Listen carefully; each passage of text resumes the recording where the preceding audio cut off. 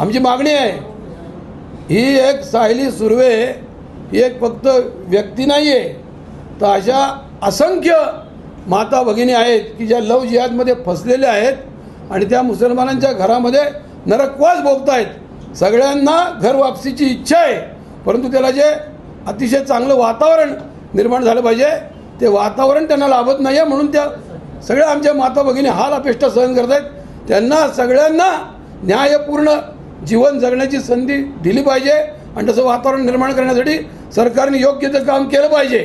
दुसरी गोष्ट, माननीय मेधाताई कुलकर्णींनी लोकसभेमध्ये प्रश्न मांडला होता की 93,000 मुली आज बेपत्ता आहेत आणि सगळ्या हिंदू मुली आहेत, कुठली मुसलमान मुलगी बेपत्ता नाही आहे, सगळ्या हिंदू मुली बेपत्ता आहेत आणि तोच लव जिहादचा विषय आहे। या 93,000 मुली ज्या बेपत्ता आहेत यांच्या बाबतीत सुद्धा जे काही योग्य अशी कारवाई व्हायला पाहिजे, ती कारवाई प्रभावी कारवाई झालेली दिसत नाही आहे। आणि आत्ताच लव जिहादचा जो कायदा पास झाला तो कायदासुद्धा तसं पाहिजे तसा नाही आहे। म्हणजे छत्तीसगडचा कायदा झाला त्याच दिवशी महाराष्ट्राचा कायदा झाला। छत्तीसगडच्या कायद्यात 20 वर्षाची शिक्षा आणि महाराष्ट्राच्या कायद्यात 7 वर्षाची शिक्षा। सर्जनशील न्यूज